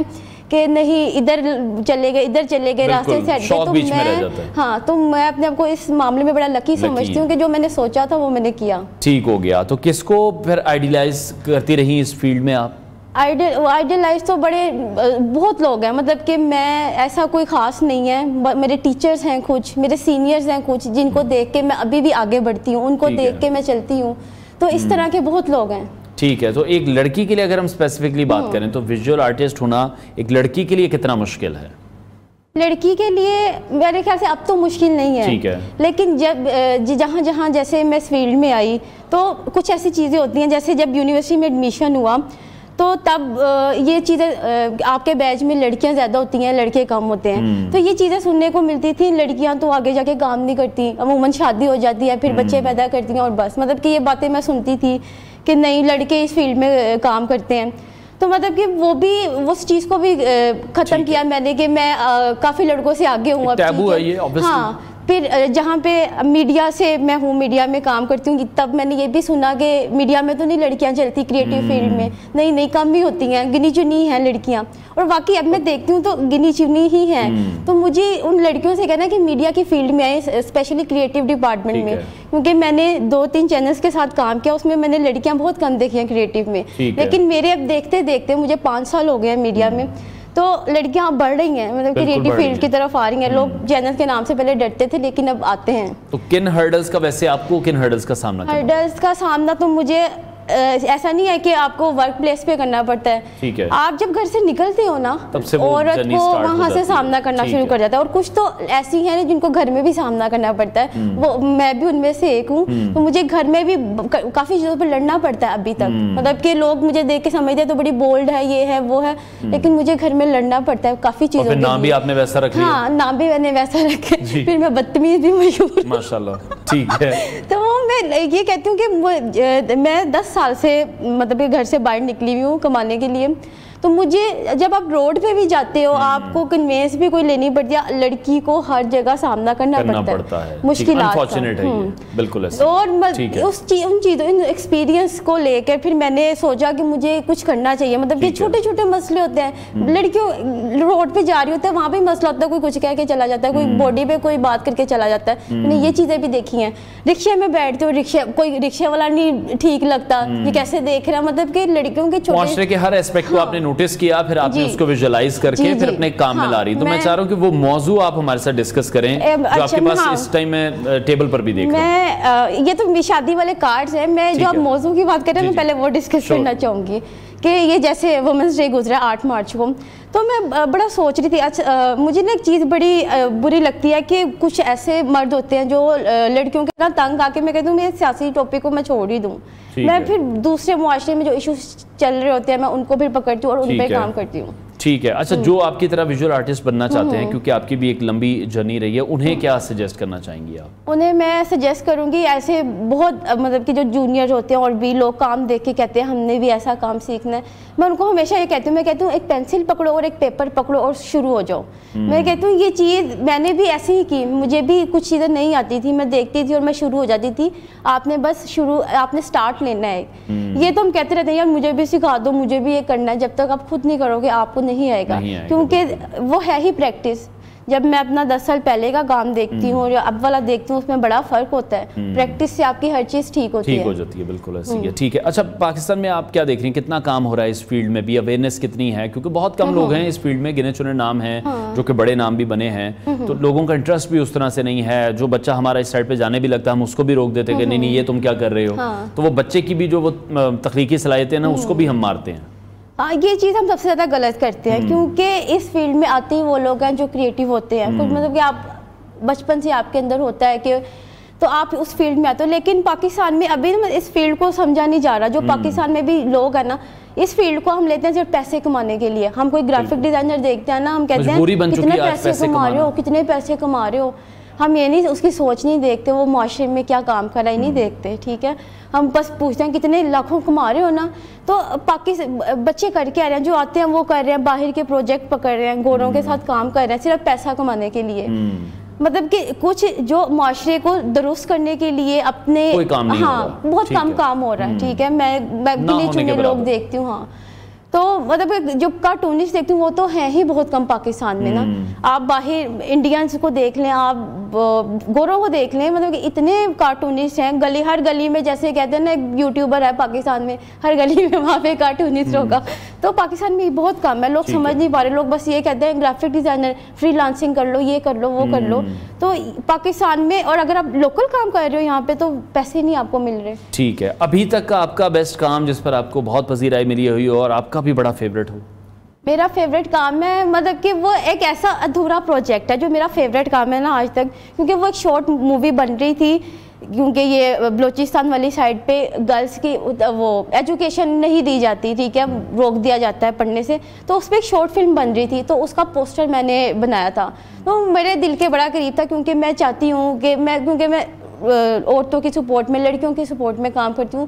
تو میرا آج تک کا بڑا فیوریٹ کام ہے اور میں نے بڑے دل سے کیا تھا. تو لیکن وہ تھوڑا ادھورا رہ گا. ہاں ابھی ہوا نہیں ہے کمپلیٹ, تو وہ میں اپنا بڑا فیوریٹ کام سمجھتی ہوں. ٹھیک ہے. اچھا کچھ چیزیں میں بھی آپ کے پاس دیکھ رہا ہوں, میں چاہتا ہوں کہ یہ بھی آپ ہمیں دکھائیں اور یہ اس کے بارے میں تھوڑا سا ہمیں بتائیں. اچھا یہ میں ویڈنگ کارڈز بناتی ہوں. اچھا ٹھیک ہے, لیکن ان سے یہ ویڈنگ کارڈز بنانے میں مجھے ایک دکھ ہے دوستوں سے کہ لوگ کارڈز تو بنوا لیتے ہیں, پیسے نہیں دیتے. پیسے نہیں دیتے, یہ بہت غلط ہے. بھی میرے سے لیتے ہیں. جس کا جو آرٹ ہے اس کو وہ پے ضرور کرنا چاہیے, اور اتنا زبردست آرٹ ہو. اور میں ایک چیز یہاں پہ یہ بھی کہنا چاہوں گی کہ ان دوستوں کو کہ تھوڑی سی مطلب کہ اس میں ٹائم لگتا ہے, آپ کی محنت لگتی ہے. وہ کہتے ہیں تمہارے لیے تو 5 منٹ کا کام ہے, تمہارے لیے تو آدھے گھنٹے کا کام ہے. تو ان کو کہوں گی آدھے گھنٹے کا کام نہیں ہوتا, تو لوگ سمجھتے نہیں ہیں. ٹھیک ہے. اور اس کے علاوہ کون سی بکس؟ اس کے علاوہ یہ میں چلڈرن بکس بھی بناتی ہوں. ٹھیک ہے. جب مجھے پروجیکٹس آتے ہیں تو میں اس پہ بھی کام کرتی ہوں. Very good. تو میرے پاس یہ 2-3 آئی تھی پرنٹنگ. ٹھیک ہے. تو ہاؤز اٹ گوئنگ, رسپانس کیسا آپ دیکھ رہی ہیں؟ کیونکہ پھر وہی ایٹ دی اینڈ پھر وہی بات آ جاتی ہے کہ کما کتنا رہے ہیں. تو وہ از اٹ گوئنگ گڈ, کیونکہ تاکہ لوگوں کو بھی تھوڑی سی تسلی ہو کہ اگر ان کا کوئی پیشن ہے اس کو وہ فالو کرتے ہیں, so they can make out some good money as well. تو یہاں پہ جب یہ لوگ پوچھتے ہیں نا کما کتنا رہے ہو, تو میں لوگوں کو کہتی ہوں آپ جتنی اپنی نیند خراب کرو گے نا, جتنا کام کرو گے اتنا زیادہ کماؤ گے. کیونکہ جب میں اس فیلڈ میں آئی بھی تھی نا, تو میرے ٹیچرز وغیرہ نے ہمیں یہ کہہ دیا تھا کہ اب بھول جاؤ, شادیاں بھول جاؤ, دوستیاں بھول جاؤ, گھر والوں کو بھول جاؤ, بس کام کرنا ہے اس فیلڈ میں. تو میں ان لوگوں کو یہ کہنا چاہوں گی, اسپیشلی جو یہ السٹریشنز والی فیلڈ, یہ کارٹونسٹ کریکٹرز آپ بنا رہے ہوتے ہیں, اس میں بہت ٹائم لگتا ہے. اور اس میں ہمارے جو پاکستان کے لوگ ہیں محنت کرنے سے بھاگتے ہیں. میں یہ کہتی ہوں کہتے ہیں جگاڑ لگاؤ, یہ ہو جائے, ادھر سے اٹھایا ادھر سے اٹھایا, ڈیزائن بن گیا. تو یہ چیز ایسے نہیں نا, کریٹیوٹی جو اپنی ہے وہ نہیں ہے, اس پہ ٹائم لگتا ہے, اس چیز سے ہم بھاگتے ہیں. تو میں یہ کہتی ہوں محنت کریں گے, جتنا آپ کام کریں گے اتنا پیسہ آئے گا. ٹھیک ہے. اچھا, اکثر لڑکیاں جو آپ کو دیکھ رہی ہیں ان کو آپ کو سجیسٹ کرنا چاہیں, گائیڈ کرنا چاہیں جو اس فیلڈ میں آنا چاہتی ہیں؟ ہاں, میں لڑکیوں کو یہی گائیڈ کرنا چاہوں گی کہ اس فیلڈ میں آنا ہے, کسی گھبرانا نہیں ہے آپ نے. اور مطلب کہ میں بڑی چیزوں سے گزری ہوں, اگر میں ایسے بول رہی ہوں تو میں ایکسپیرینس ہوا ہے. میں بھی ایک دفعہ ایسی تھی کہ میں گھبراتی تھی جانے سے, میں اکیلی کیسے جاؤں گی یار, میں نہیں اکیلی ہوں, سب ڈپارٹمنٹ میں مرد ہیں تو میں اکیلی لڑکی ہوں, میں کیسے کام کروں گی. تو اس فیلڈ میں آئیں, اگر لڑکیاں کم بھی ہیں نا, جتنی زیادہ لڑکیاں آئیں گی اتنی اس فیلڈ آگے جائے گی یہ فیلڈ. تو میں یہی کہنا چاہتی ہوں وہ آئیں اور اپنے لیے مطلب کہ لڑنا چاہیے ہر لڑکی کو, اپنے لیے کہیں گھبرانا نہیں چاہیے, کہیں رکنا نہیں چاہیے, لڑائی کرنی چاہیے اپنے لیے. میں یہ لڑکیوں کو کہنا چاہتی ہوں رائٹ کے لیے. بالکل ایسی. ٹھیک ہے, بہت شکریہ ویژوئل آرٹسٹ اقصیٰ اسلم ہمارے ساتھ ان کانورسیشن دی. ناظرین بریک لیتے ہیں, بریک کے بعد آپ کو دوبارہ جوائن کریں گے.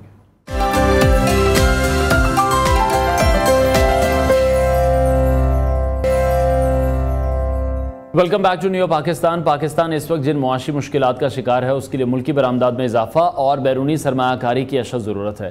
آج کے جدید دور میں جب ہم ڈیجیٹل ایج میں داخل ہو چکے ہیں, پوری دنیا میں آئی ٹی کا شعبہ بے پناہ ترقی کر رہا ہے اور پاکستان میں بھی اس حوالے سے وسیع مواقع موجود ہیں, کیونکہ اس شعبے میں برآمدات بڑھانے کے لامحدود مواقع موجود ہیں, جبکہ اس کے لیے ٹیکسٹائل انڈسٹری یا دیگر پیداواری شعبوں کی طرح بہت زیادہ سرمایہ کاری کی بھی ضرورت نہیں ہے. یہ امر قابل ذکر ہے کہ پاکستان کی آئی ٹی کمپنیز اور فری لانسرز پہلے ہی بغیر کسی بہت بڑی حکومتی مدد یا تعاون کی عالمی سطح پر اپنی صلاحیتوں کا لوہا منوا چکے ہیں. تاہم اب یہ ضرورت شدت سے محسوس کی جا رہی ہے کہ اس شعبے کو باقاعدہ ایک انڈسٹری کا درجہ دے کر اس کے لیے درکار ایکو سسٹم کو بہتر بنایا جائے. اس طرح پاکستان میں خدمات فراہم کرنے میں کال سینٹرز کی اہمیت سے بھی انکار نہیں کیا جا سکتا ہے. کال سینٹر ہزاروں کی تعداد میں نوجوانوں میں نوکریاں بھی فراہم ہونے کر رہے ہیں. آج ہم آپ کی ملاقات ایک ایسی انٹرپرنور سے کروانے جا رہے ہیں جنہوں نے پاکستان میں خصوصاً لاہور میں کال سینٹرز کی بنیاد رکھی ہے اور وہ آج کے نوجوانوں کے لیے رول ماڈل کا بھی درجہ رکھتے ہیں. انٹرپرنور آئی ٹی انٹرپرنور سید فراز حیدر نے ہمیں جوائن کیا اسٹوڈیوز میں, ان سے آپ کی ملاقات کراتے ہیں. فراز, بہت شکریہ آپ کے وقت کے لیے. سب سے پہلے تو آپ کی جرنی کے حوالے سے جاننا چاہیں گے کہ کب اور کیسے آپ اس فیلڈ کی طرف آئے اور کال سینٹرز کا آپ نے آغاز کیا. میں نے 2005 میں سن 2005 میں اس کا آغاز کیا اور مجھے اس بات پہ فخر ہے کہ میری کمپنی آئی ٹی بورڈ کے ساتھ, Pakistan soft where export board کے ساتھ لاہور میں that was the third company that was being registered. اور الحمدللہ سنس دین آنورڈس ہم لوگ رواں دواں ہیں, سفر چل رہا ہے. ٹھیک ہے, ایک لمبا سفر ہے جس کے بارے میں بھی آپ بتا رہے ہیں. کال سینٹر جو بزنس ہے اس کا اب آج کل کے ٹائم پہ آپ کیا سکوپ دیکھ رہے ہیں؟ بہت سے ایسے نوجوان ہیں اس فیلڈ میں آنا چاہتے ہیں, کن باتوں کو ذہن میں رکھ کر پھر انہیں اس فیلڈ میں آنا ہے؟ It's a very good question. دیکھیے, کوئی بھی کام ہو اس کو مجھے لگتا ہے کہ سیکھ کے کرنا چاہیے. بالکل رائٹ. ٹھیک ہے. اور ہم لوگ کیونکہ معاشی پریشانیوں کا شکار ہیں پورا پاکستان, اور ہماری جو یوتھ ہے جب پڑھ لکھ کر یونیورسٹیوں سے باہر نکلتے ہیں تو وہ شدید ڈپریشن کا شکار ہیں کہ اب انہوں نے کرنا کیا ہے. بالکل رائٹ. اور ایکیڈیمیا اور انڈسٹری کے درمیان میں کوئی برج نہیں ہے. بالکل. اور بچوں کو یہ بھی پتہ نہیں ہوتا کہ انہوں نے انٹرویو میں اپیئر کیسے ہونا ہے. باقی چیزیں تو بہت دور کی بات ہے.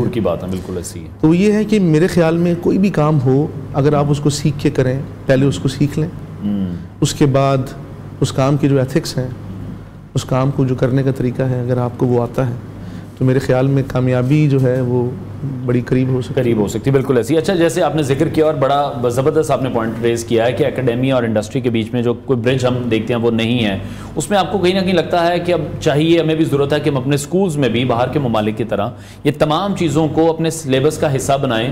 کب تک ہم صرف انہی کتابوں تک محدود رہیں گے جو کہ ہم سالوں سے سال پڑھتے آ رہے ہیں, اور اس کی وجہ سے پھر جو ہمارے اسٹوڈنٹس ہیں وہ اس طرح سے گرو نہیں کر پا رہے ہیں؟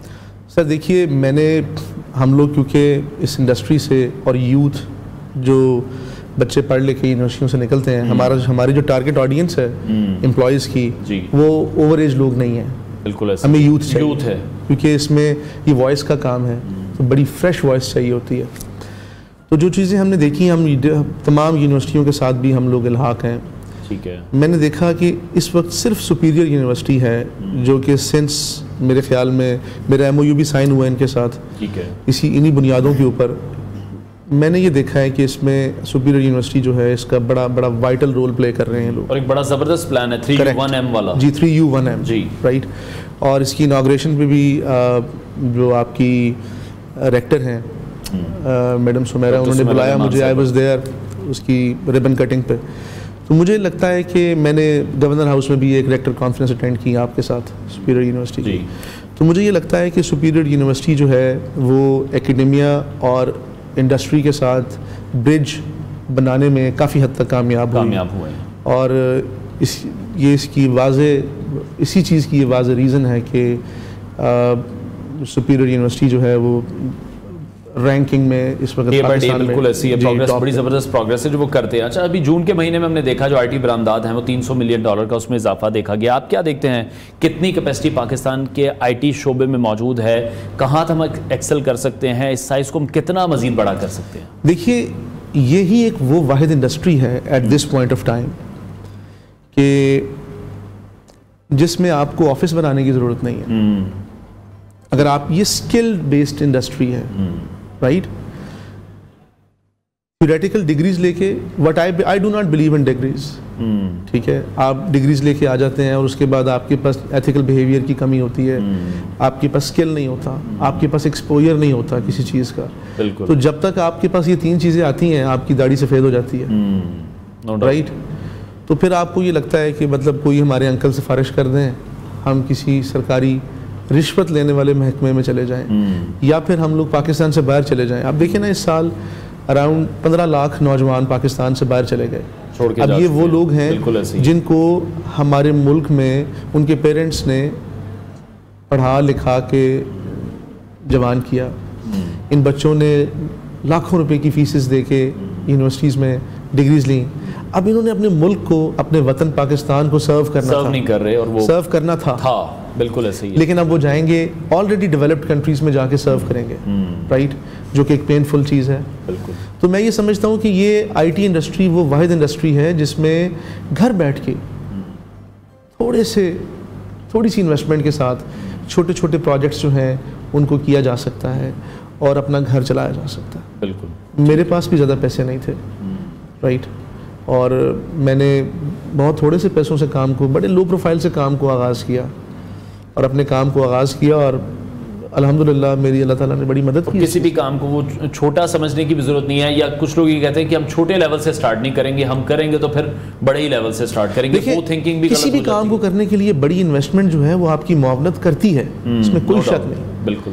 لیکن میرے خیال میں اگر آپ کے پاس آئیڈیا اچھا ہے, آپ کے پاس ویژن ہے, کوئی ایسا جذبہ ہے, ویژن تو آبویسلی سب سے پہلے ہے. اگر آپ کے پاس ایک ایسا جذبہ ہے جو آپ کو دن رات کام کرنے کے اوپر مجبور کر دے, وہ جذبہ اور وہ آئیڈیا وہ صرف اس انڈسٹری سے آپ کو ملے گا, کیونکہ آپ کے پاس بے شمار آئیڈیاز ہوں until you do not have an investment. بالکل ایسے. You won't be able to do it, sir. Right? تو کرنے کے لیے, اس کام کو کرنے کے لیے اسکل ریکوائرڈ ہے اور ایک لیپ ٹاپ چاہیے. بالکل. اور کام شروع ہے. بالکل ایسی. اچھا ٹھیک ہے, باقی دنیا کے اعتبار سے ہم جب اپنا کمپیریزن کرتے ہیں, سب سے پہلے ہم بات کرتے ہیں کراس دا بارڈر ہندوستان کے حوالے سے, کیونکہ وہاں per day by day news بھی ایسی شیئر ہوتی ہیں. IT سیکٹر میں بھی انہوں نے بہت نام پیدا کیا ہے. ان کے جو ماہرین ہیں, IT کے ماہرین ہیں, وہ دنیا بھر میں پھیلے ہوئے. ہم دیکھتے ہیں کہ بہت سے ایسے آرگنائزیشنز ہیں ورلڈ وائز جو فیمس ہیں, جن کا استعمال تمام دنیا کر رہی ہے. ان کے جو CEOs ہیں وہ ہندوستان سے ہوتے ہیں. تو آپ کو کیا لگتا ہے ہم کتنے پیچھے ہیں, ہم کتنا اچھا کمپیٹ کر رہے ہیں اس وقت؟ دیکھیں جی, اس میں کوئی شک نہیں ہے, سائز ڈز میٹر.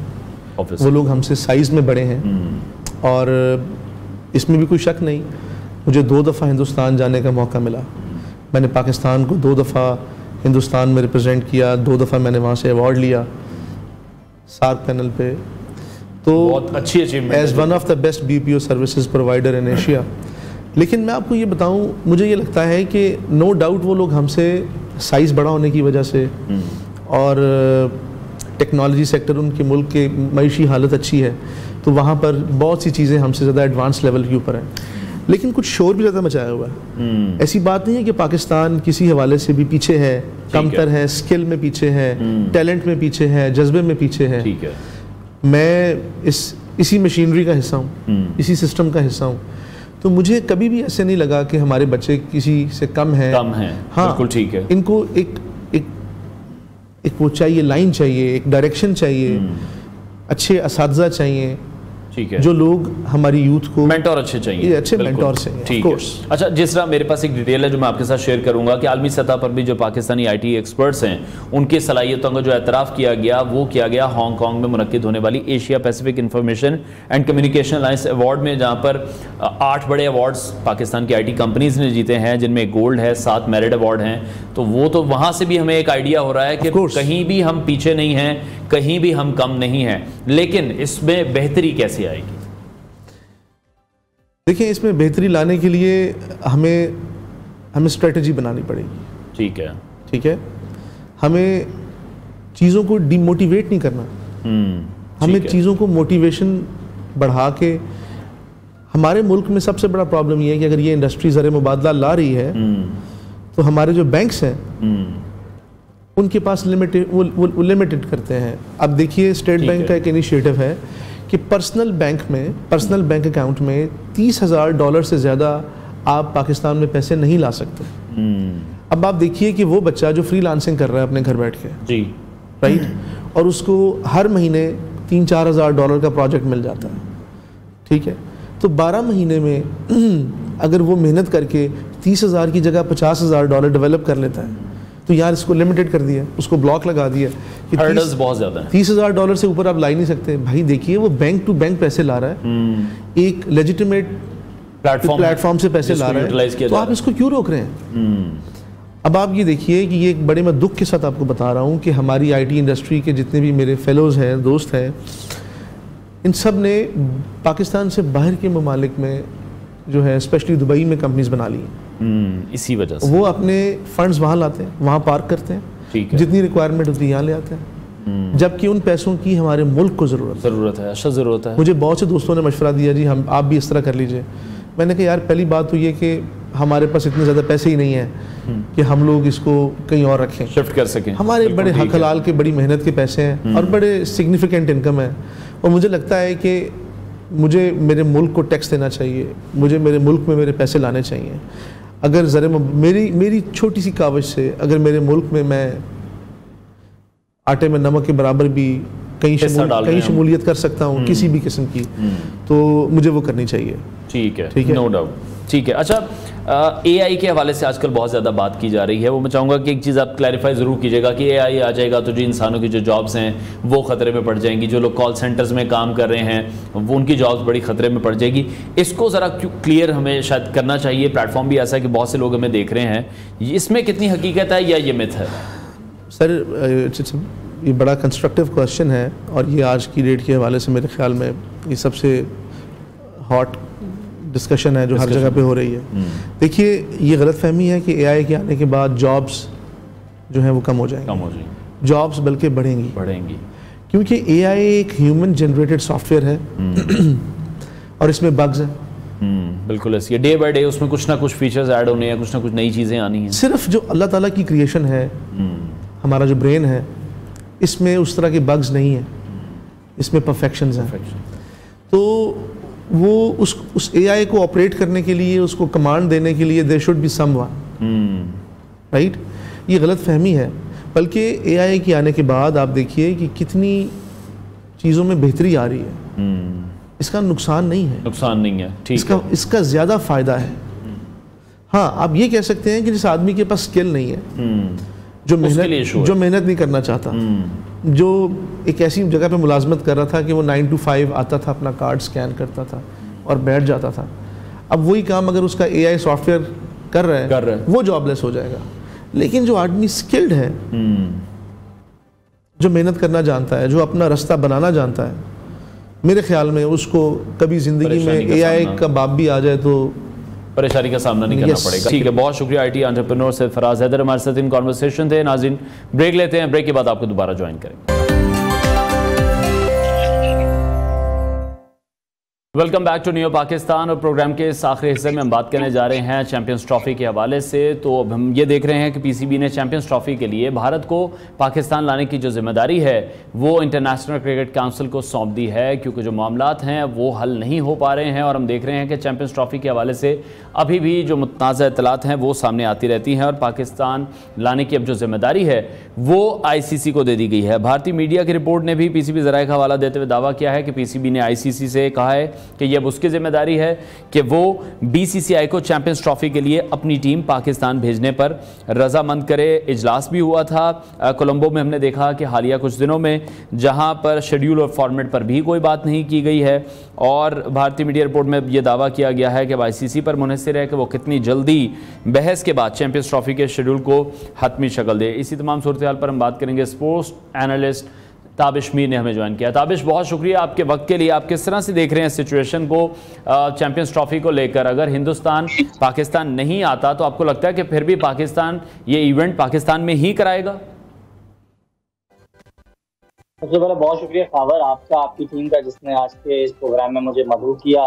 जिस अंदाज से ये सारा मैच क्रिएट है, मैं आज से काफी दिनों पहले जब chairman Pakistan cricket board Syed Mohsin रज़ा नकवी अपनी जिम्मेदारियां संभाल रहे थे बाहैसियत चेयरमैन, तो मैं उस वक्त उन दिनों से ही कह रहा था कि इनके बस की बात नहीं है कि आईसीसी को कायल कर पाए, बीसीसीआई को मना लें कि आया चैंपियंस ट्रॉफी की मेजबानी पाकिस्तान हासिल करे।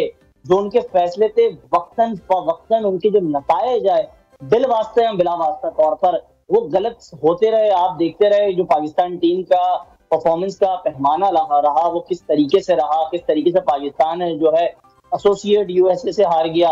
जो इन्हीं के तो फैसले थे। इसके बाद इन्होंने सर्जरी का जो अंतरा है वो छोड़ दिया। फिर ये चुटकुला चलते चलते चलते सिर्फ 2 लोगों को जो है उसने फारिग किया, और सिलेक्शन कमेटी में मौजूद 7 अरकान में से सिर्फ 2 लोगों की छुट्टी हुई, और अपनी जो कैबिनेट के लोग थे उन्होंने उनको महफूज कर लिया, जिनमें बिलाल अफजल जैसे लोग थे। वो अभी भी पीसी में मौजूद है कहीं ना कहीं, लेकिन वो काम कर रहे हैं। जहाँ रही बात आईसीसी के हवाले से, क्योंकि आपने बात की आईसीसी के मैटर पर, तो मैं आपको यही बता रहा हूँ।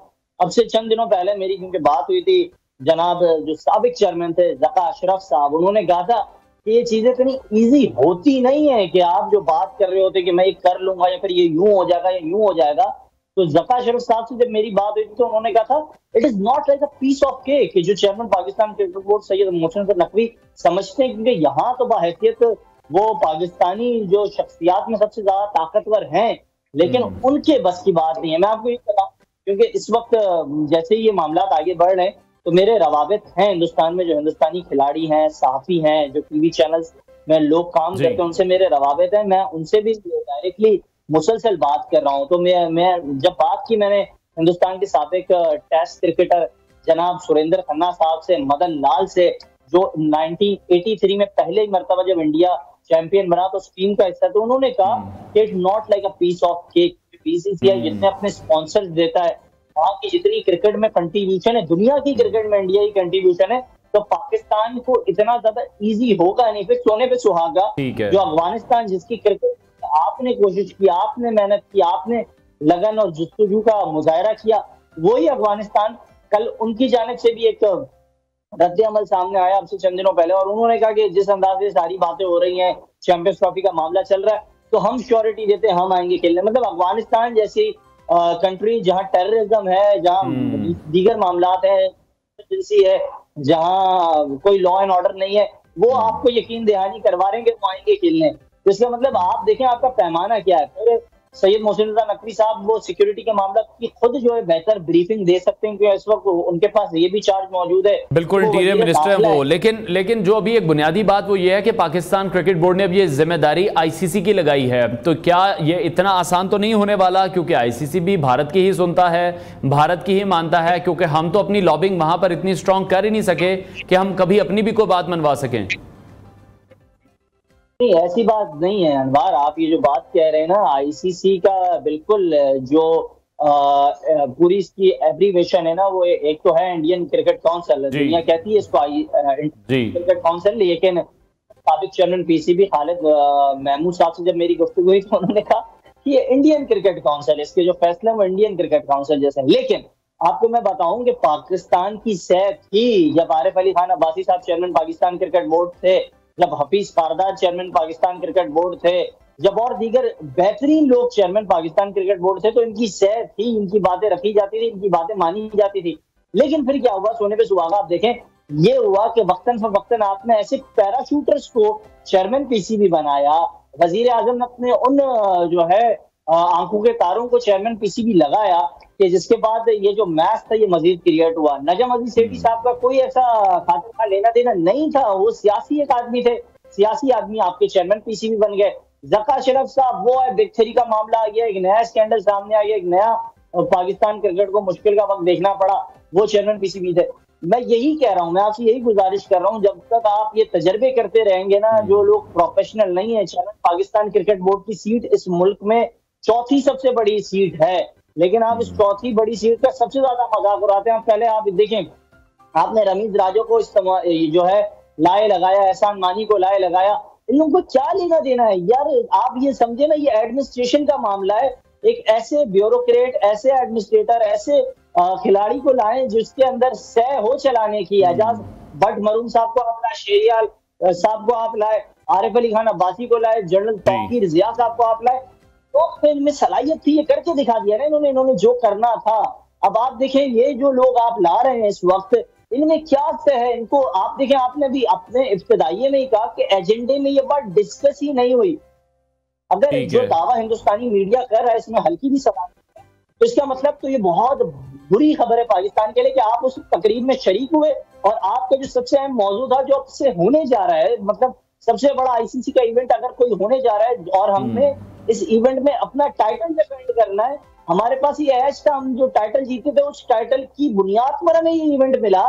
یہ ایونٹ کی میزبانی اگر ہمارے ہاتھ ہے تو اس کا مطلب یہ سونے پہ سہاگا کی کیا ہو رہا ہے سید محسن رضا نقوی ٹھیک ہے. اور دوسری طرف پھر یہی بات ہے کہ پھر یہی کہہ دیا جاتا ہے کہ اگر اب ہندوستان کی ٹیم نہیں آئے گی تو پاکستانی ٹیم بھی 2026 میں ہندوستان کسی صورت میں نہیں جائے گی. پھر وہ بھی ممکن نہیں ہو پاتا. اس وقت بھی ایسا لگتا ہے کہ ہم پر کوئی پریشر ہے، ہم ون ڈے ورلڈ کپ کھیلنے بھی چلے گئے اور ایک ایسے ایونٹ پہ ہم نے وہاں پر میچ کھیلا ہے، ایک ایسے وینیو پر میچ کھیلا ہے جو سب سے زیادہ ڈینجرس کہا جا رہا تھا پاکستانی ٹیم کے لیے، احمد آباد. بالکل آپ نے درست فرمایا. آپ دیکھیں، آپ نے کیونکہ بات چھیڑ دی اب ایشین کرکٹ کونسل کے حوالے سے، تو ایشین کرکٹ کونسل میں بھی پاکستان کے نمائندگان موجود ہیں. جب میری عارف علی خان صاحب سے گفتگو ہوئی تو انہوں نے کہا کہ آپ جانتے ہوں گے اقبال سکندر صاحب جو پاکستان 1992 ٹیم کا حصہ رہے، اس ٹیم کے ساتھ وہ تھے پاکستانی سابق اسپنر، تو وہ بھی ایشین کرکٹ کونسل کا حصہ ہے. آپ کے وہاں ریپرزنٹیٹو موجود ہیں لیکن آپ وہاں جو ہے دھڑلے کے ساتھ اپنی بات کو نہیں منوا پائے. پھر آپ بالکل ایسے ہی ہے. یہ تو ہم دیکھتے ہیں وقتاً فوقتاً کہ پاکستان کرکٹ بورڈ اپنی باتیں نہیں